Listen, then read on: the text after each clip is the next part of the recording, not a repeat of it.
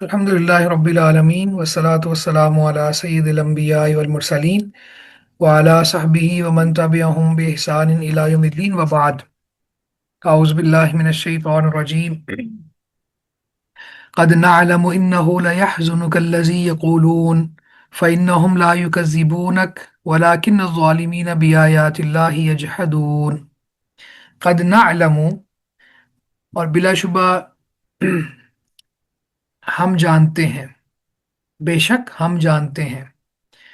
इन्नहु लयहज़ुनुकल्लज़ी यक़ूलून, कि हकीकत ये है, यकीनन तुझे वो बात गमगीन करती है जो वो कहते हैं।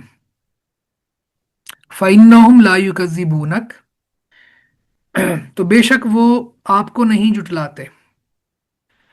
वलाकिन्न ज़ालिमीन बिआयातिल्लाहि यजहदून, और लेकिन वो जालिम अल्लाह की आयात ही का इनकार करते हैं। यकीनन हम जानते हैं कि हकीकत यह है कि बेशक आपको वो बात गमगीन करती है जो वो कहते हैं। तो यकीनन वो आपको नहीं जुटलाते, और लेकिन वो जालिम अल्लाह की आयात ही का इनकार करते हैं।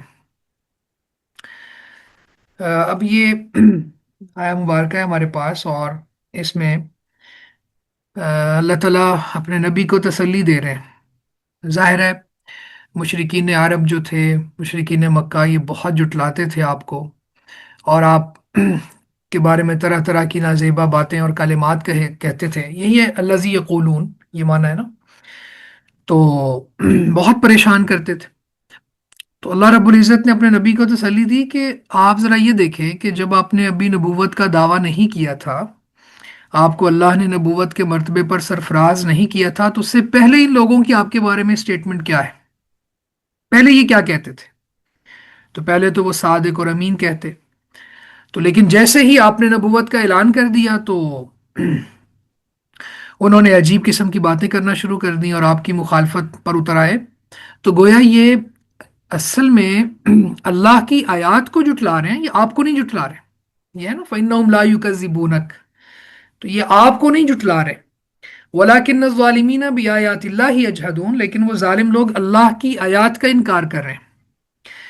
तो एक तरह से अल्लाह ताला ने अपने नबी को यहाँ पे कंसोल किया है, हौसला दिया है, तसल्ली दी है।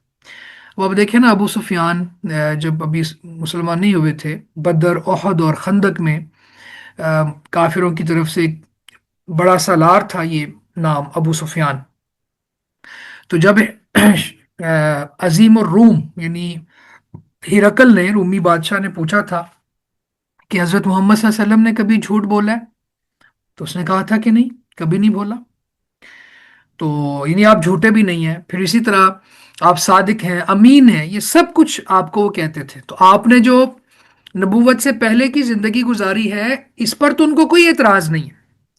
तो अब जब आपने नबूवत का ऐलान कर दिया, फिर इनको शुकूक व शुबहात पैदा हो गए और इन्होंने एतराज़ात जड़ दिए। तो इसका मतलब है कि ये अल्लाह की आयात का इनकार कर रहे हैं, इनको आपसे मसला नहीं है। यानी आपकी शख्सियत के साथ, आपकी ज़ात के साथ इनको मसला नहीं है।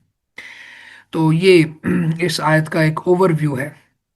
अब अगर हम इस आयत से कुछ फ़वाइद निकालें, तो सबसे पहली बात, लेसन्स निकालें, तो सबसे पहली बात ये निकलती है कि अल्लाह ताला का इल्म बहुत पुख्ता है, साबित है। अल्लाह ताला सब जानते हैं जो ये मुकज़्ज़िब कहते थे। फरमाया ना, क़द नअलमु इन्नहु लयहज़ुनुकल्लज़ी यक़ूलून, अल्लाह कहते हैं कि हम जानते हैं, यकीनन हम जानते हैं कि हकीकत यह है कि बेशक आपको वो बात गमगीन करती है जो वो कहते हैं। हाँ, तो बेशक वो आपको नहीं जुटलाते, लेकिन जालिम लोग अल्लाह की आयत का इनकार करते हैं। तो इस आयत से हमें समझ आई कि अल्लाह ताला को पता है कि कौन कौन मेरे नबी को तकलीफ दे रहे हैं। तो अल्लाह ताला के इल्म का इस बात यहाँ से आता है। फिर दूसरी बात जो अभी इसका इजमाली माना बयान करते हुए मैंने कर दी कि इस आयत में अल्लाह ताला ने अपने नबी को तसल्ली दी है। अ, असल में जब ये हो ना कि भाई आपको आपको नहीं जुटलाया जा रहा, बल्कि अल्लाह की आयत को जुटलाया जा रहा है, तो एक तरह से तसल्ली आ जाती है कि इनको मेरी ज़ात से मसला नहीं है, इनका मसला तो इससे भी बड़ा है। फिर यहाँ पे یہ بات بھی سمجھ آتی ہے کہ اللہ کے نبی صلی اللہ علیہ وسلم بہت حریص تھے مخلوق کی ہدایت پر، اور لوگوں کا دین سے اعراض کرنا، اور اللہ رب العزت کی تعلیمات سے روگردانی کرنا یہ آپ کو غمگین کرتا تھا۔ لَيَحْزُنُكَ سے یہ بات نکلتی ہے۔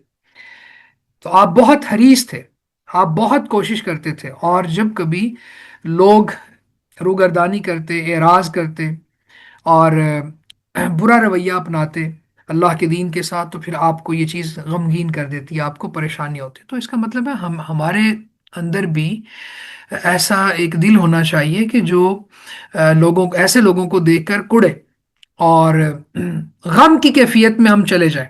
یہ سنت ہے کہ جب لوگ دین سے اعراض کریں اور بے حیائی کے سیلاب میں بہتے چلے جائیں اور اللہ کی زمین پر اللہ کی بغاوت کریں، تو ہمارے دلوں میں بھی ایک غم کی کیفیت پیدا ہو جانی چاہیے۔ یہ اللہ کے نبی صلی اللہ علیہ وسلم کی سنت ہے۔ پھر اسی آیت سے یہ بات بھی سمجھ آتی ہے کہ اللہ تعالیٰ جو کچھ دلوں میں ہے اس کو بھی جانتا ہے۔ جو اللہ فرماتا ہے نا کہ یہ آپ کو نہیں جھٹلا رہے، بلکہ یہ تو اللہ کی آیات کو جھٹلا رہے ہیں، تو ان کے دلوں میں کیا چل رہا ہے یہ اللہ تعالیٰ کے علم میں ہے۔ اللہ تعالیٰ یہ بات بخوبی جانتے ہیں، تو اللہ تعالیٰ کی دسترس دلوں پر ہے۔ پھر یہاں پہ اس آیہ مبارکہ سے یہ بات بھی سمجھ آتی ہے کہ اسلام ظاہر پہ حکم لگاتا ہے، دلوں کا علم چونکہ ہمارے پاس نہیں ہے، اس لیے پھر باطن کا فیصلہ ہم نہیں کریں گے، یعنی ظاہر پر حکم لگائیں گے۔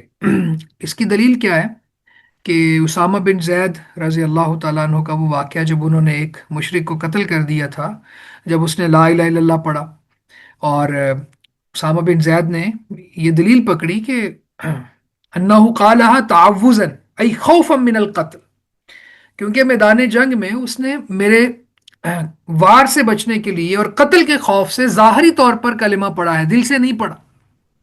یعنی سرکمسٹانسز یہ بتا رہے تھے، حالات و واقعات، گراؤنڈ ریئلٹیز اس کے موافق تھیں کہ وہ صاف ظاہر تھا کہ اسامہ بن زید رضی اللہ تعالیٰ عنہ کے وار سے بچنے کے لیے اس نے ایک فوری سٹیپ لیا کہ لا الہ الا اللہ کہہ دیا تاکہ یہ مجھے قتل نہ کرے۔ اس کے بعد بھی انہوں نے قتل کر دیا، تو اللہ کے نبی صلی اللہ علیہ وسلم نے فرمایا تھا اقتلتہ بعد ان قال لا الہ الا اللہ اشققت عن قلبہ، کہ کیا تو نے اس کو لا الہ الا اللہ کہنے کے بعد بھی قتل کر دیا؟ کیا تو نے اس کا دل چیر کے دیکھا تھا؟ تو معلوم یہ ہوا کہ اللہ تعالیٰ دلوں سے واقف ہے، انسانوں کی دلوں پر دسترس نہیں ہے، اور اب وہی بھی نازل نہیں ہونی کہ ہمیں پتہ چل جائے کہ اس کے دل میں کیا چل رہا ہے۔ تو ہم ظاہری طور پر اگر وہ مسلمان ہے تو مسلمانوں والا اس کے اوپر حکم لگائیں گے، کیونکہ امور دنیا جو ہیں یہ ظاہر پر چلتے ہیں، باطن پر نہیں چلتے۔ ہاں، امور آخرت اللہ تعالیٰ ہم سب کے عیوب پر پردہ ڈال دے، وہ باطن پر چلتے ہیں، کیونکہ اللہ کا قرآن کہتا ہے سورہ طارق میں انہ علی رجعہ لقادر یوم تبلی السرائر، کہ بے شک وہ ان کو اس کے لوٹانے پر یقیناً قادر ہے جس دن راز فاش ہو جائیں گے۔ یوم تبلی السرائر، سرائر سر ان کی جمع ہے سیکرٹس، تو رازوں کو آزمایا جائے گا، یعنی راز فاش ہو جائے گا۔ اسی طرح سورہ العادیات میں اللہ تعالیٰ فرماتا ہے افلا یعلم اذا بعثر ما فی القبور وحصل ما فی الصدور، کہ وحصل ما فی، دلوں میں جو کچھ ہے یہ باہر آ جائے گا۔ تو آخرت میں زیادہ تر اعتبار سبحان اللہ باطن کا ہے، اور دنیا میں انسانوں کے پاس جو اختیار ہے وہ ظاہر کا ہے۔ نحن نحکم بالظواہر واللہ یعلم بالسرائر، ہم ظاہر پر حکم لگائیں گے، اللہ تعالیٰ رازوں کو جانتا ہے۔ وَلَقَدْ كُذِّبَتْ رُسُلٌ مِّن قَبْلِكَ فَصَبَرُوا عَلَى مَا كُذِّبُوا وَأُوذُوا حَتَّى أَتَاهُمْ نَصْرُنَا وَلَا مُبَدِّلَ لِكَلِمَاتِ اللَّهِ وَلَقَدْ جَاءَكَ مِن نَّبَإِ الْمُرْسَلِينَ۔ وَلَقَدْ اور بلا شبہ یقیناً، كُذِّبَتْ جھٹلائے گئے، رُسُلٌ مِّن قَبْلِكَ کئی رسول آپ سے پہلے، اور بلا شبہ یقیناً آپ سے پہلے کئی رسول جھٹلائے گئے۔ فَصَبَرُوا عَلَى مَا كُذِّبُوا وَأُوذُوا، تو انہوں نے اس پر صبر کیا کہ وہ جھٹلائے گئے اور ایذا دیے گئے، تکلیف دیے گئے، یعنی جو ان کو تکالیف ملی ان پر بھی، اور جو تکذیب ملی ان پر بھی، اس پر بھی صبر کیا انہوں نے. حتی اتاہم نصرنا، یہاں تک کہ ان کے پاس ہماری مدد آ گئی. ولا مبدل لکلمات اللہ، اور کوئی اللہ کی باتوں کو بدلنے والا نہیں.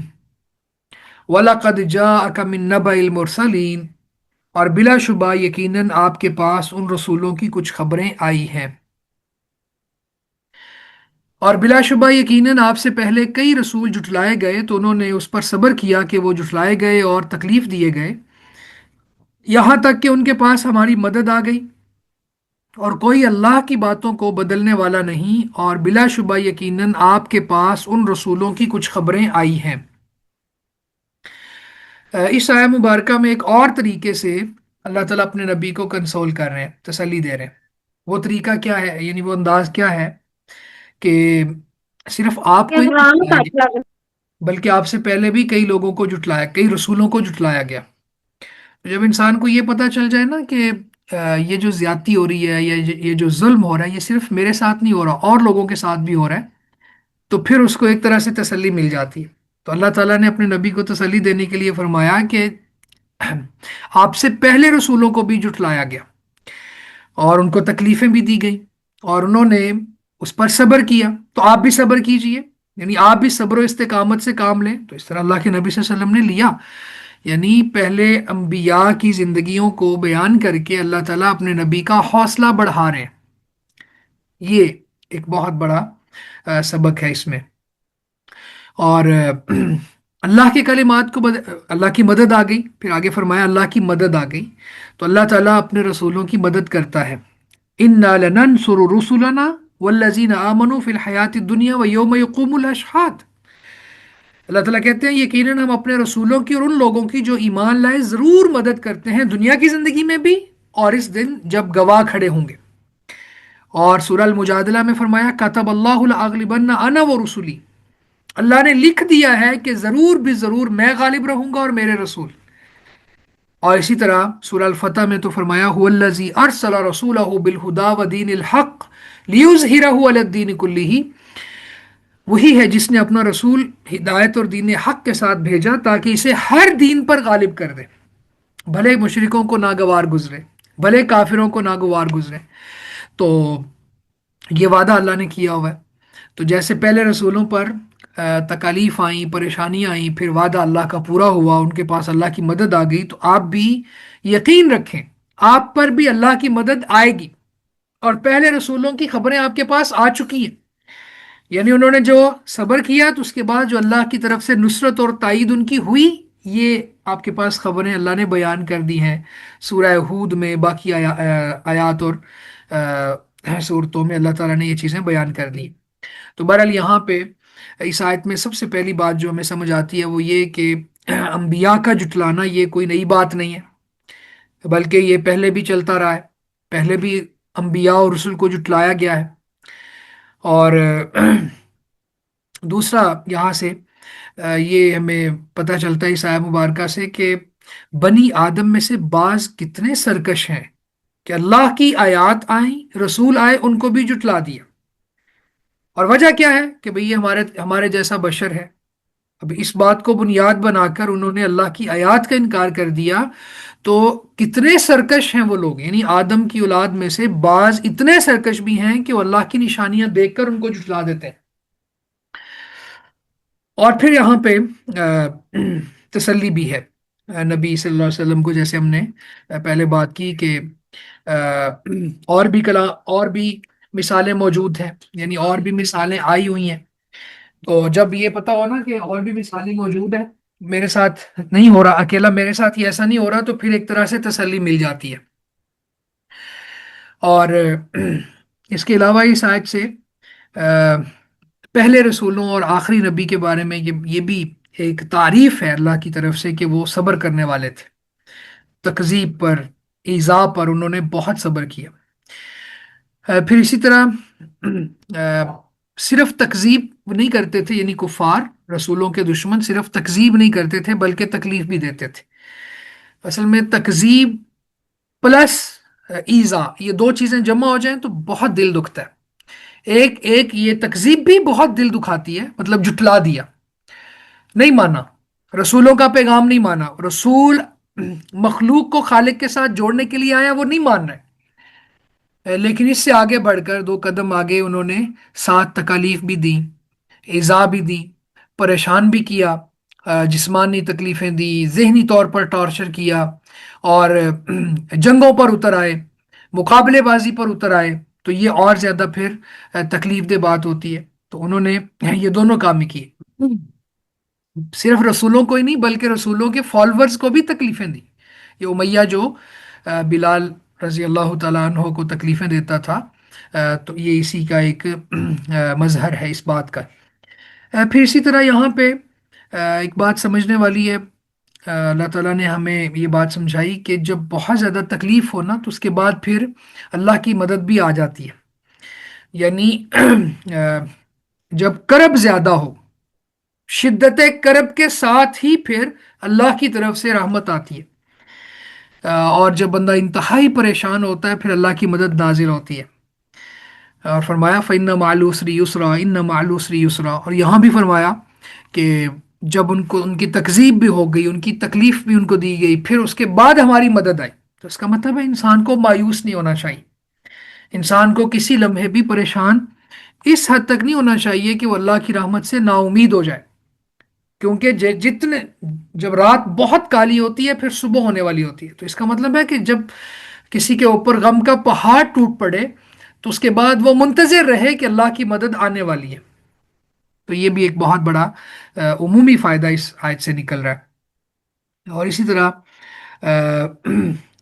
یہ بات بھی سمجھ آتی ہے کہ ہمیں مدد کی امید اللہ سے رکھنی چاہیے، حتی اتاہم نصرنا، اللہ تعالیٰ نے یہ نہیں کہا کہ فلاں کی مدد آ گئی، فلاں کی مدد آ گئی، فلاں قبیلے کی مدد آ گئی، فرمایا حتی اتاہم نصرنا، اللہ کی مدد آ گئی۔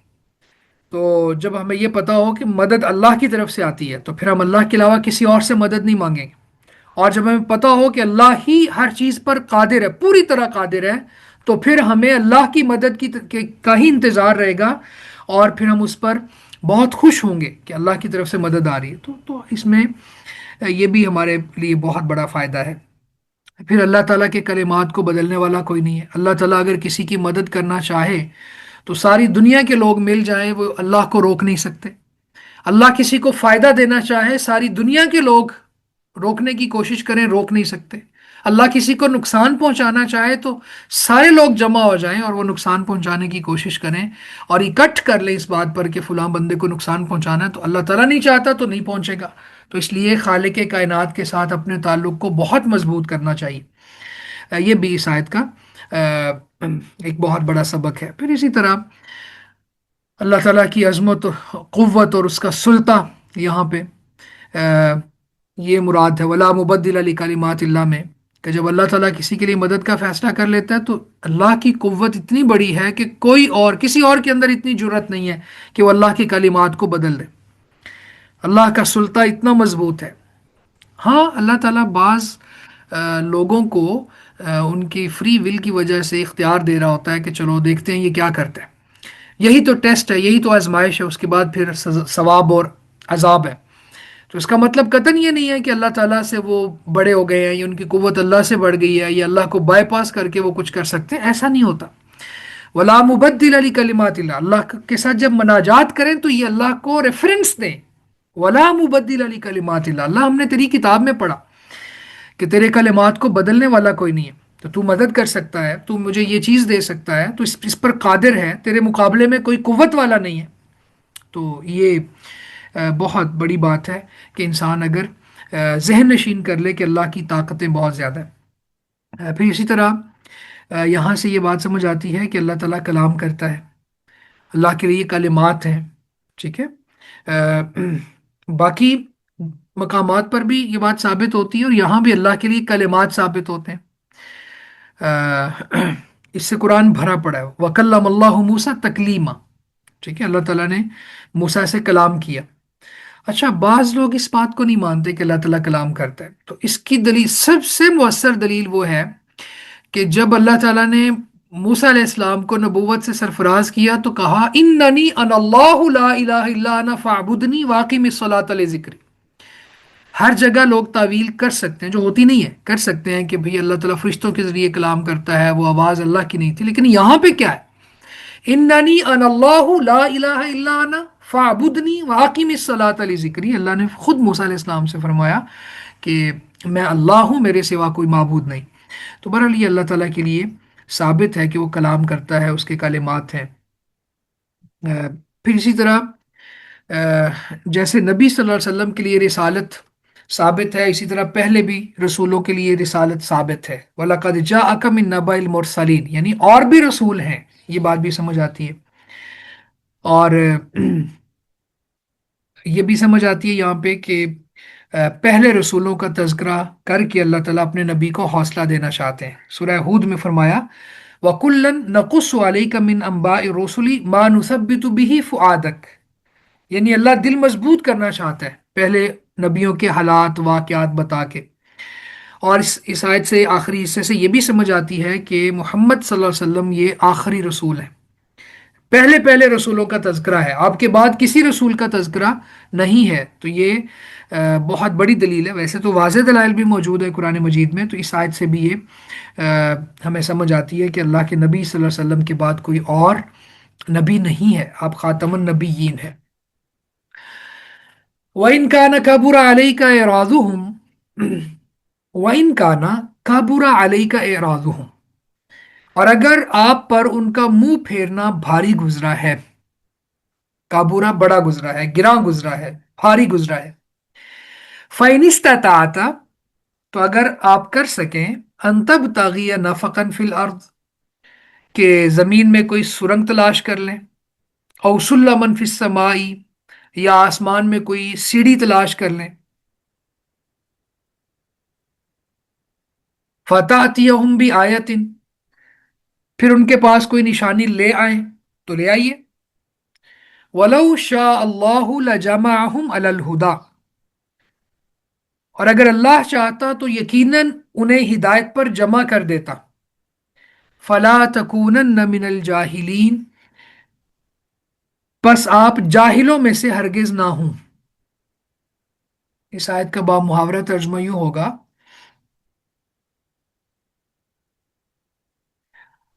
اور اگر آپ پر ان کا اعراض کرنا، ان کا منہ پھیرنا بھاری گزرا ہے، تو اگر آپ کر سکیں کہ زمین میں کوئی سرنگ کھود لیں، یا پھر آسمان میں کوئی سیڑھی ڈھونڈ نکالیں، پھر ان کے پاس کوئی نشانی لے آئیں تو لے آئیے۔ اب یہ لے آئیے لفظوں میں موجود نہیں ہے، لیکن یہ مانن یہی بات ہے۔ اور اگر اللہ چاہتا تو یقیناً انہیں ہدایت پر جمع کر دیتا، بس آپ جاہلوں میں سے ہرگز نہ ہوں۔ اس آیت کا اجمالی معنی کیا ہے؟ پہلے تو یہ سمجھتے ہیں نا، اس آیت میں اصل میں اللہ کے نبی صلی اللہ علیہ وسلم کو کفار کے جٹلانے سے بڑی تکلیف ہوتی تھی، تو اللہ تعالیٰ یہاں بھی تسلی دے رہا ہے اپنے نبی کو کہ آپ دیکھیں کہ یہ آپ سے بہت بے رخی اختیار کر رہے ہیں، آپ کو بہت زیادہ تکالیف دے رہے ہیں، بہت پریشان کر رہے ہیں، تو آپ بھی اتنے ہی زیادہ پریشان ہو رہے ہیں، یعنی آپ کو پریشان نہیں ہونا چاہیے۔ اور اگر آپ پریشانی کا حل یہ سمجھتے ہیں کہ زمین میں کوئی سرنگ نکال کر یا آسمان پر سیڑھی کے ذریعے چڑھ کر آپ کوئی معجزہ لا سکتے ہیں اور ان کے سامنے پیش کر سکتے ہیں تاکہ یہ اسلام قبول کر لیں، تو آپ ایسا کر کے بھی دیکھ لیجئے، کیونکہ ایسا آپ سے ممکن نہیں ہے۔ معجزہ بھی نبی کے اختیار میں نہیں ہوتا، معجزہ نبی کے اختیار میں نہیں ہوتا، یہ اللہ تعالیٰ کے اختیار میں ہوتا ہے، جب چاہے وہ معجزہ ظاہر کرتا ہے۔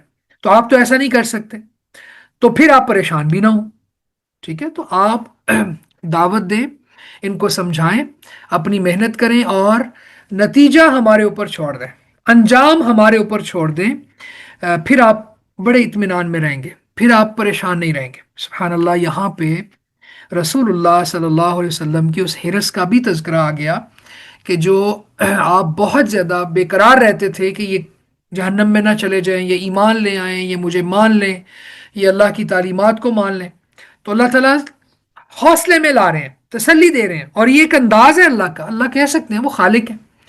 اللہ کہہ رہے ہیں کہ اگر آپ آسمان پر زمین میں کوئی سرنگ نکال سکیں، یا آسمان پر چڑھ کے کوئی زمین سے معجزہ لا سکیں یا آسمان سے لا سکیں اپنی مرضی سے، ان کے مطالبات پورے کرتے چلے جائیں کرتے چلے جائیں، اس حرص میں کہ یہ شاید ایمان لے آئیں گے، تو آپ یہ بھی کر کے دیکھ لیجیے۔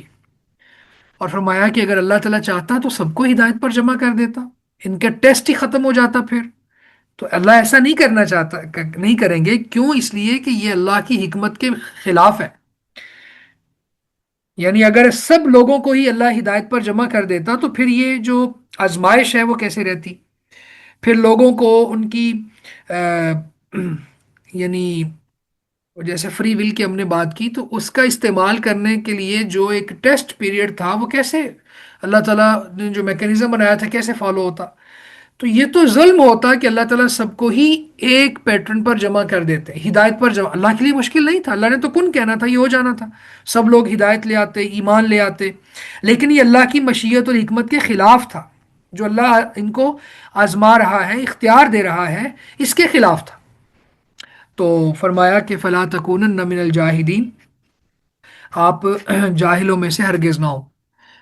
اس آیت میں بھی بہت سی ہمارے لیے بہت سے اسباق ہیں، بہت سے لیسنز ہیں۔ ان میں سب سے پہلا تو یہ ہے کہ معجزہ نبی کے اختیار میں نہیں ہوتا، معجزہ جو ہے یہ اللہ تعالیٰ کے اختیار میں ہوتا ہے۔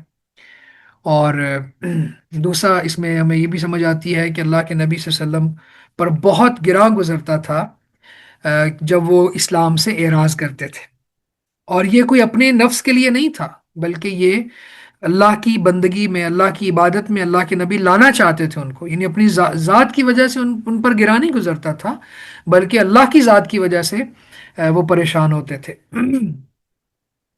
اسی طرح یہاں پہ جیسے ہم نے پچھلی آیت سے ایک لیسن نکالا نا کہ جب لوگ اسلام کو پریکٹس نہ کریں اور سر عام بغاوتیں کریں تو ہمیں تکلیف ہونی چاہیے، ہمارے دل کو دکھ پہنچنا چاہیے۔ تو یہاں بھی یہ لیسن ریپیٹ ہو رہا ہے کہ ہمیں بھی اس طرح کی باتیں، عوام کا، لوگوں کا اللہ کے دین سے اعراض کرنا ہمارے نفس پر گراں گزرنا چاہیے۔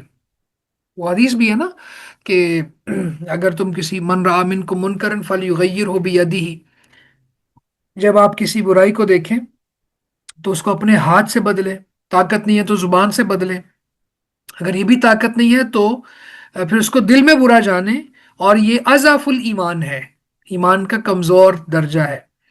تو یعنی اپنے دل میں برا جاننا اور کوشش کرنا اس کو بدلنے کی، اس کو روکنے کی، تو یہ انسان کا طرز عمل ہونا چاہیے، بندہ مومن کا۔ تو بہرحال یہ گراں گزرنا چاہیے، اگر تو برائی دیکھ کر بھی ہمارے چہرے پر ناگواری کا احساس نہیں ہوتا، ہمارا دل غمگین نہیں ہوتا، تو پھر تو ہمیں دیکھنا چاہیے کہ ہمارے اندر ایمان ہے کہ نہیں۔ تو اللہ کے نبی صلی اللہ علیہ وسلم کے پاس چونکہ بہت کامل ایمان تھا، بہت خوبصورت ایمان تھا، اور وہ اللہ کے نبی تھے، تو اس لیے پھر لوگوں کا اعراض ان پر گراں گزرتا اور بھاری گزرتا، اور آپ پریشان ہو جاتے۔ پھر اسی طرح یہاں پہ یہ بات بھی سمجھ آتی ہے ہمارے پاس کہ جو چیز ہمارے اختیار میں نہیں ہے تو وہاں پہ جو جو ہمارے اختیار ہے ہم وہاں تک رہیں۔ مثلا ہم کسی کو سمجھا رہے ہیں تو سمجھاتے رہیں بس، اس کے علاوہ ہمارے پاس کوئی اور آپشن نہیں ہے۔ جیسے اللہ تعالیٰ کہہ رہے ہیں نا کہ آپ زمین میں سرنگ کھود کے نکال کے کوئی معجزہ لے آئیں یا آسمان پر، تو معجزہ تو اللہ تعالیٰ جب چاہیں گے تب آنا ہے۔ اور اگر یہ سب چیزیں، 8ویں پارے کا آغاز ہے، ہم پڑھیں گے کہ جب مردے بھی ان سے باتیں کرنے لگے اور ہر چیز ہم ان کے سامنے ظاہر کر دیں تو بھی یہ ایمان نہیں لائیں گے۔ تو اصل میں وہ معجزات اس لیے نہیں مانگتے تھے کہ ایمان لانا چاہتے تھے، وہ تو معاملہ ٹرخانا چاہتے تھے اور نبی صلی اللہ علیہ وسلم کو دھوکہ دینا چاہتے تھے، اور اللہ تعالیٰ ان کے دلوں سے واقف تھا۔ تو اس لیے اللہ تعالیٰ نے یہاں پہ یہ بات سمجھائی کہ آپ اپنے دائرہ عمل میں واز کرتے رہیں بس، اس کے بعد نتیجہ ہمارے اوپر چھوڑ دے۔ پھر اسی طرح یہاں پہ یہ بات بھی سمجھ آتی ہے کہ ہدایت اور ضلالت، گمراہی اور ہدایت یہ اللہ کے ہاتھ میں ہے۔ فرمایا وَلَوْ شَاءَ اللَّهُ لَجَمَعَهُمْ عَلَى الْهُدَى، اور اگر اللہ چاہتا تو وہ ہدایت پر سب کو جمع کر دیتا۔ ٹھیک ہے، تو ہدایت کی دو قسمیں ہم نے پڑھی تھی، ایک ہے رستہ دکھانا، یہ تو قرآن کے پاس بھی ہے، रसूलुल्लाह के पास भी है, हर दाई उम्मत के पास ये हिदायत देने का इख्तियार है, रास्ता दिखाना, कि वो अल्लाह की निशानियां पढ़ पढ़ के, आयात पढ़ पढ़ के सुना सकता है और जन्नत का रास्ता उसको एलेबोरेट कर सकता है। लेकिन दूसरा है रास्ते पर चलाना, ये भी हिदायत है। ये वाली हिदायत अल्लाह ताला के अलावा किसी के पास नहीं। अल्लाह अल्लाह का कुरान कहता है, इन्नका ला तहदी मन अहबब्ता, इन्नका ला तहदी मन अहबब्ता, ए नबी जिसको आप चाहें उसको हिदायत नहीं दे सकते, वलाकिन अल्लाह यहदी मन यशा, लेकिन अल्लाह जिसे चाहता है हिदायत दे सकता है। तो ये वजह है कि नूह अलैहिस्सलाम अपने बेटे को हिदायत नहीं दे सके, सीधे रास्ते पर लगा नहीं सके, रास्ता दिखाते तो रहे। इसी तरह नबी सल्लल्लाहु अलैहि वसल्लम अपने चचा को रास्ता दिखाते तो रहे, लेकिन रास्ते पर लगा नहीं सके। तो ये वो हिदायत है जो अल्लाह के हाथ में है, रास्ते पर चलाने वाली हिदायत, जन्नत तक पहुंचाने वाली हिदायत। तो अल्लाह ताला फरमाते हैं, वलो शाअल्लाहु लजमाअहुम अलल हुदा, और अगर अल्लाह चाहता तो इन सबको हिदायत पर जमा कर देता। फिर इसी तरह यहाँ इस आयत से हमें ये भी समझ आती है कि अल्लाह की हिकमत है, सुभान अल्लाह, अल्लाह ने इंसानों की दो सिनफें बना दी हैं, इंसानों को दो ग्रुप्स में डिवाइड कर दिया है, दो कैटेगरीज बना दी, उनकी क्लासिफाई कर दिया है, यानी एक मोमिन है और एक काफिर है। तो इसकी भी कई हिकमतें हैं अल्लाह की, उनमें से एक ये हो सकती है कि ईमान की वैल्यू समझ आएगी कुफर के साथ। यानी कोई चीज़ है ना, अपनी जिद से पहचानी जाती है, तो अगर कुफर ही ना होता तो ईमान की वैल्यू कैसे समझ आती। तो बहरहाल ये भी एक ज़िम्नन फ़ायदा यहाँ से इस आय मुबारका से अखज़ हो रहा है कि दो दो ग्रुपों में अल्लाह ताला ने इंसानों को डिवाइड कर दिया है। इन्नमा यस्तजीबुल्लज़ीन यस्माऊन वल मौता यबअसुहुमुल्लाहु सुम्मा इलैहि युरजऊन। इन्नमा यस्तजीबुल्लज़ीन यस्माऊन, कबूल तो सिर्फ वही लोग करते हैं जो सुनते हैं। यस्तजीबु जवाब देते हैं, यानी कबूल करना, कबूल करना, उम्मत इजाबा, कबूल करने वाली उम्मत मुसलमान। इन्नमा यस्तजीबुल्लज़ीन यस्माऊन, कबूल तो सिर्फ वही लोग करते हैं जो सुनते हैं। वल मौता, और जो मुर्दे हैं, यबअसुहुमुल्लाहु सुम्मा इलैहि युरजाऊन, उन्हें अल्लाह उठाएगा फिर वो उसी की तरफ लौटाए जाएंगे। बा मुहावरा तर्जमा यूं होगा, कबूल तो सिर्फ वही लोग करते हैं जो सुनते हैं, और जो मुर्दे हैं इन्हें अल्लाह उठाएगा फिर वो उसी की तरफ लौटाए जाएंगे। इस आयत में अल्लाह ताला ने कुफार को मुर्दों के मुशाबे करार दिया है कि उनको जितना भी पुकारा जाए वो कोई जवाब नहीं दे सकते। तो इसी तरह कुफार के भी ज़मीर मुर्दा हो चुके हैं, और इन मुर्दों को भी अकल उसी दिन आएगी जब ये मरने के बाद उठाए जाएंगे। ठीक है, तो अल्लाह ताला जब इनका मुहासबा करेगा, जब ये मरेंगे और मरने के बाद उठाए जाएंगे, फिर इनको अकल आएगी, फिर ये समझेंगे और वहां पे फिर हसरतों का इजहार करेंगे। तो यहाँ पे इस आयत से ये बात भी समझ आती है कि सुभान अल्लाह, मोमिन जिंदा है अल्लाह के यहाँ और काफिर मुर्दा है। और वो हदीस भी है ना, मसलुल्लज़ी यज़कुरु रब्बहु वल्लज़ी ला यज़कुरुहु मसलुल हय्य वल मय्यत, कि उस बंदे की मिसाल जो अपने रब को याद करता है, उसका जिक्र करता है, और उसकी मिसाल जो अपने रब को जिक्र नहीं करता, उसका जिक्र नहीं करता, उसको याद नहीं करता, तो उसकी मिसाल मुर्दा किसी है। तो मुसलमान मोमिन जिंदा है अल्लाह के यहाँ, काफिर मुनाफिक एतिकादी ये अल्लाह के यहाँ मुर्दा है। ये बात भी यहाँ से समझ आती है। फिर इसी तरह ये बात भी समझ आती है कि जो बंदा अल्लाह की आयत को जितना ज्यादा सुनेगा तो उतना ज्यादा उसके अंदर उसको कबूल करने की कुव्वत पैदा होगी। यानी जितना ज्यादा वो सुनेगा उतनी उसके अंदर कबूल करने की कुव्वत पैदा होगी। फिर इसी तरह से यहाँ पे इस्बातुल बास, मरने के बाद की जिंदगी का इस बात है यहाँ पर, यानी ईमान बिल बास, और ये अरकान ईमान में से एक रुकन है जो हदीस जिब्रील में है ना, अन तुमिना बिल्लाहि व मलाइकतिही व कुतुबिही व रुसुलिही वल यौमिल आखिर वल कदरी खैरी व शर्रिही। तो आखिरत का दिन ये यौमुल बास है, मरने के बाद की जिंदगी का दिन है। फिर यहाँ पे ये बात भी समझ आती है कि اللہ تعالیٰ کی قدرت بہت کامل ہے، کیونکہ وہ بندوں کو مرنے کے بعد زندہ کرنے پر قادر ہے۔ یعنی یہ بہت بڑی قدرت کی دلیل اور علامت ہے کہ اللہ نے اس اور صورتوں میں بھی یہ بات بیان کی ہے، ان کانت اللہ صیحۃ واحدۃ فاذا هم جمیع لدینا محضرون، کہ یہ سب میرے سامنے حاضر ہو جائیں گے۔ تو یہ اللہ تعالیٰ کی کمال قدرت کی دلیل ہے، اور ہمارا جو مرجع ہے، ہماری انتہا ہے، وہ اللہ کی طرف ہے، ثم الیہ یرجعون، پھر اسی کی طرف لوٹائے جائیں گے۔ یعنی ہمارا مرجع کدھر ہے؟ اللہ کی طرف ہے۔ ہمیں اللہ کے سامنے پہنچنا ہے، اللہ کے سامنے پیش کیے جانا ہے، ٹھیک ہے؟ وہ یوم الحشر ہے، سب لوگ وہاں موجود ہوں گے، سب کی اٹینڈنس ریکوائرڈ ہے، یہاں وہاں پہ کوئی ایسا نہیں ہوگا کہ جو مس ہو جائے، وہاں سے غائب ہو جائے، بھاگ جائے، ایسا ہوگا ہی نہیں۔ یہ تو شیطان نے وسوسہ دیا ہے کہ اتنے زیادہ لوگ ہوں گے۔ اللہ کہتا ہے کہ ہم نے تمہیں گن کے رکھا ہوا ہے۔ یہ جو میں نے اٹینڈنس کی بات کی نا، یہ سورہ مریم وغیرہ میں اللہ تعالیٰ نے فرمایا کہ اس نے تمہیں گن کے رکھا ہوا ہے، کاؤنٹ کیا ہوا ہے، کوئی ایک بندہ بھی مس نہیں ہوگا، سب وہاں جمع ہوں گے۔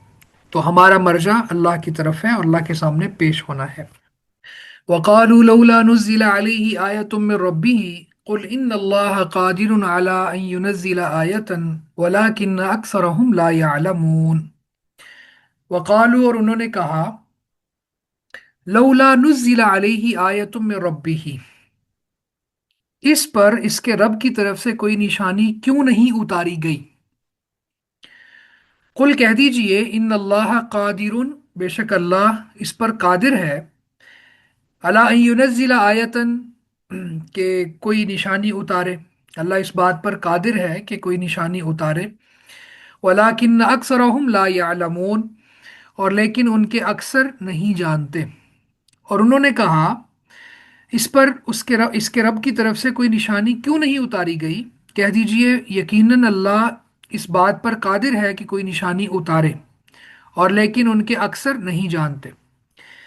اب اس آیت کے اندر اللہ تعالیٰ یہ بات ارشاد فرما رہے ہیں کہ انہوں نے یہ کہا کہ نشانی کیوں نہیں نازل کی گئی، حالانکہ نشانیاں تو بہت نازل ہوئیں، ان کی من پسند نشانی کیوں نازل نہیں ہوئی؟ یہ ان کا اعتراض تھا۔ کوئی ایسا معجزہ کہ جو بالکل سامنے ہو، جسے دیکھنے کے بعد ہر کسی کو معلوم ہو جائے کہ یہ واقعی اللہ کے رسول ہے۔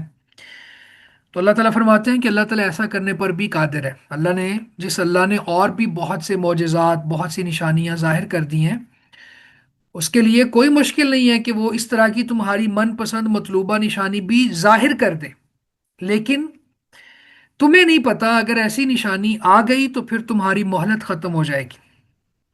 جیسے صالح علیہ السلام کی اونٹنی، جب انہوں نے مطالبہ کر لیا تو پھر اونٹنی پہاڑ سے نکل آئی، تو اس کے بعد پھر مہلت ختم ہو گئی، تو اللہ کا عذاب آ جائے گا۔ تو یہ فرمایا، وَلَٰكِنَّ أَكْثَرَهُمْ لَا يَعْلَمُونَ، اور لیکن ان کے اکثر نہیں جانتے۔ تو ان کو یہ اندازہ نہیں ہے کہ وہ جس طرح کے معجزے کا مطالبہ کر رہے ہیں، اگر وہ معجزہ ظاہر ہو گیا تو اس کے بعد پھر ان کو مہلت نہیں ملے گی۔ تو یہ اجمالی معنی ہے۔ اس آیت میں بھی بہت سے لیسنز ہیں۔ سب سے پہلی بات تو یہ ہے کہ آپ دیکھیں کہ کس قدر ان کا استکبار ہے اور کس قدر ان کی سرکشی ہے کہ اللہ کی طرف سے واضح نشانیاں دیکھنے کے بعد بھی یہ کہہ رہے ہیں کہ اللہ نے کوئی نشانی نازل نہیں کی۔ لولا نزل علیہ آیۃ من ربہ، اس کے رب کی طرف سے کوئی نشانی کیوں نہیں نازل ہوتی؟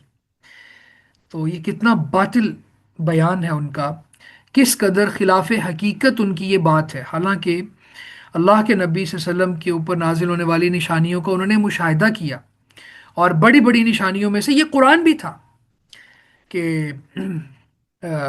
اس قرآن کی وجہ سے معاندین، یعنی اللہ کے نبی صلی اللہ علیہ وسلم کے سرکش، آپ کے باغی، ان کی زبانیں بند ہو گئیں، ان کی عقلیں جواب دے گئیں، کوئی کوئی اس کا جواب نہیں تھا ان کے پاس۔ تو اتنی بڑی نشانی دیکھنے کے بعد بھی ان کا یہ کہنا کہ نشانی نازل کیوں نہیں ہوتی، یہ کس قدر باطل قول ہے۔ پھر دوسرا، آپ یہ دیکھیں کہ یہ سمجھتے ہیں کہ یعنی تفریق پیدا کرنا چاہتے ہیں اللہ اور رسول کے درمیان، جب یہ کہتے ہیں نا میں رب ہی، کہ اس کے رب کی طرف سے نشانی کیوں نازل نہیں ہوتی۔ انہوں نے یہ نہیں کہا کہ ہمارے رب کی طرف سے کیوں نشانی نازل نہیں ہوئی، یعنی وہ नबी के भी दुश्मन है और अल्लाह के भी दुश्मन है, अल इयाज़ु बिल्लाह, अल इयाज़ु बिल्लाह। ये भी नहीं कहा कि अल्लाह की तरफ से निशानी नाजिल क्यों नहीं होती। ठीक है, यानी तंज का अंदाज देखें कि इसके रब की तरफ से इसकी तरफ निशानी क्यों नाजिल नहीं होती। ना ये कहा अल्लाह की तरफ से, ना ये कहा हमारे रब की तरफ से, बल्कि उन्होंने एक फरीक समझ लिया और अपनी दुश्मनी जाहिर कर दी कि हम सिर्फ रसूल के दुश्मन नहीं है बल्कि अल्लाह के भी दुश्मन है, अल इयाज़ बिल्लाह। और फिर यहाँ पे नबी वसल्लम को हौसला दिया अल्लाह ताला ने कि आप इनसे कहिए कि अल्लाह ताला कादिर है। अल्लाह ताला इस बात पर कादिर है कि वो निशानी नाजिल कर सकता है, उसकी कुदरत बहुत कामिल है। और कोई आसमानों में और ज़मीन में चीज़ नहीं है जो अल्लाह को आजिज कर सके। वमा कान अल्लाहु लियुअजिज़हु मिन शैइन फिस समावाति वला फिल अर्ज़ इन्नहु काना अलीमन कदीरा। उसका इल्म कामिल है, उसकी कुदरत कामिल है, कोई चीज़ उसको आजिज नहीं कर सकती। तो फिर ये लोग भी आजिज नहीं कर सकते। ऐसा नहीं है कि अल्लाह ताला निशानी नाजिल करने की अल्लाह के अंदर इस्तिताअत नहीं है। हाँ, ये लोग जानते नहीं है। अल्लाह ताला की मशीयत का तकाजा ये है कि अभी अ, वो निशानी ना आए कि इनकी मोहलत ही ख़त्म हो जाए। ये हकीकतुल अमर जानते नहीं है, ये फिक्र नहीं करते, ये गौर नहीं करते, ये चीज़ों के अंजाम को नहीं देखते। बस ये सरकशी पर लगे हुए हैं, इस्तिकबार पर लगे हुए हैं, ये दूरंदेश नहीं है। तो यानी काफिर मुशरिक ये दूरंदेश हो भी नहीं सकता। यहाँ तक हम रखेंगे इंशाल्लाह, उसके बाद फिर आगे पढ़ेंगे। मेरा ख्याल है आपकी पहली क्लास आज काफ़ी ताखीर से ख़त्म हुई है, ऐसे ही था? ताखीर से ज्वाइन करने की यही वजह है आपकी? जी सर, क्लास देर से खत्म हुई है। हाँ, चलें फिर। इसका तरीका ये होता है कि थोड़ा सा इन्फॉर्म कर दिया करें। मैं 15 मिनट तक वेट करता रहा, कोई भी नहीं आया। खैर, अल्लाह ताला हिफाजत फरमाए सबकी, जो हमने पढ़ लिया है उस पर अमल करने की तौफीक बख्शे। बारकल्लाहु फीकुम, जज़ाकुमुल्लाह खैर, अस्सलाम वालेकुम वरहमतुल्लाहि वबरकातुहू। सर आपने कहा था आपको इस क्लास में करवाने के मुत्तकी के आपने औसाफ बताने थे। मुत्तकी के ये कोई असाइनमेंट दी थी मैंने? नहीं सर, असाइनमेंट नहीं थी। आप लास्ट लेक्चर में बता रहे थे तो टाइम खत्म हो गया था, फिर आपने कहा था नेक्स्ट लेक्चर में रिमाइंड करवा दें हाँ, आपको। दो जगहों से ना पढ़ लें आप। सूरह अल मोमिनून से पढ़ लें, और इसी तरह से सूरह अल फुरकान से पढ़ लें। उसमें मुत्तकीन के औसाफ हैं। और अगर अगर इससे भी ज़्यादा जामे तौर पर पढ़ना है तो फिर आप सूरह अल बकरा से पढ़ लें। बल्कि मैं वो आपको निकाल के दिखा देता हूँ। अच्छा, ये आपको नज़र आ रही है स्क्रीन, शो हो रही है ना? जी सर, हुई है। हाँ, ये देखें सूरह अल बकरा पहला पेज ये। औज़ु बिल्लाहि मिनश शैतानिर रजीम, बिस्मिल्लाहिर रहमानिर रहीम, अलिफ लाम मीम, ज़ालिकल किताबु ला रैब फीहि हुदल लिल मुत्तकीन। ये किताब, इसमें कोई शक नहीं, मुत्तकीन के लिए हिदायत है। अब मुत्तकीन के औसाफ क्या है? अल्लज़ीना युमिनून बिल गैब, वो लोग जो गैब पर ईमान लाते हैं। व युकीमून सलाता, और नमाज कायम करते हैं। व मिम्मा रज़क़नाहुम युनफिकून, और जो हमने उनको दिया है उसमें से खर्च करते हैं। वल्लज़ीना युमिनून बिमा उनज़िला इलैका व मा उनज़िला मिन क़ब्लिका व बिल आखिरति हुम यूक़िनून, और वो लोग जो हमने आपकी तरफ नाजिल किया, यानी वही, हदीस और कुरान, उस पर भी ईमान रखते हैं। और जो आपसे पहले नाजिल किया, पहली आसमानी किताबें, उन पर भी ईमान रखते हैं। वबिल आखिरति हुम यूकिनून, और ये आखिरा पर यकीन रखते हैं। ठीक है, तो यहाँ भी असल में मुत्तकी को हमने डिफाइन किया था अल्लाह रब्बुल इज़्ज़त के अवामिर का इर्तिकाब करना और उसकी नवाही से इज्तिनाब करना। और फिर इसी सेंस में ये भी था कि अ, अल्लाह ताला के अजाबों से डरते हुए हर छोटे बड़े गुनाह से बचने की कोशिश करना। ठीक है, तो ये बड़ा एक जामे मौजू है। इसके लिए तो हमें अलग से एक मीटिंग चाहिए, एक एक हमें सेशन के लिए वक्त चाहिए। मुत्तकीन, तो आप एक ये मकाम नोट कर लें। एक सूरह अल मोमिनून भी दिखा देता हूँ आपको मैं। सूरह अल मोमिनून भी है और इसी तरह से सूरह अल फुरकान भी है। ये सूरह अल मोमिनून में जाएंगे तो ये भी अहले ईमान जो अल्लाह से डरने वाले हैं, उनके ये औसाफ हैं यहाँ पर ना, उनकी खूबियाँ हैं, उनके खवास। पहला है अल्लज़ीना हुम फ़ी सलातिहिम ख़ाशिऊन, नमाजों में आजिज़ी करने वाले। لغو سے اعراض کرنے والے، زکوٰۃ دینے والے، شرمگاہوں کی حفاظت کرنے والے، سوائے اپنی بیویوں اور اپنی لوڈیوں کے، ہاں یہاں پہ ملامت نہیں ہے، اس کے علاوہ کوئی اور رستہ نہ تلاش کرنے والے، یعنی اگر کوئی اور رستہ تلاش کرے گا تو یہ حد سے تجاوز ہوگا۔ پھر وہ لوگ جو اپنی امانتوں کو ادا کرتے ہیں، وعدوں کو پورا کرتے ہیں، ٹھیک ہے، نمازوں کی حفاظت کرتے ہیں، تو یہ چیزیں بھی یہاں پہ اللہ تعالیٰ نے بتا دی ہیں۔ پھر سورہ الفرقان سے بھی دیکھ لیتے ہیں، عباد الرحمن جو متقی لوگ ہیں، اللہ تعالیٰ کے پسندیدہ بندے ہیں، یمشون علی الارض ہونن، ٹھیک ہے، زمین پر بڑی عاجزی سے چلتے ہیں، اور جب جاہل ان سے بات کرتے ہیں تو سلام کرتے ہیں، جو راتیں اللہ کے لیے سجدہ کرتے ہوئے قیام کرتے ہوئے گزارتے ہیں، جو یہ دعا پڑھتے ہیں ربنا اصرف عنا عذاب جہنم ان عذابها کان غراما انها ساءت مستقرا و مقاما۔ پھر جب وہ خرچ کرتے ہیں تو اعتدال سے کام لیتے ہیں، اسراف بھی نہیں کرتے، بخل بھی نہیں کرتے۔ پھر وہ لوگ جو اپنے اللہ کے ساتھ کسی اور کو معبود نہیں پکارتے، نہ کسی جان کا ناحق قتل کرتے۔ اصل میں یہ آیات بڑی تفصیل طلب ہے، اس میں انشاءاللہ اللہ نے موقع دیا تو ہم جائیں گے۔ قتل حق، قتل ناحق کی بات ہوگی، قتل حق کون سا ہے قتل، تو یہ قتل ناحق نہیں کرتے، اللہ بالحق، زنا نہیں کرتے۔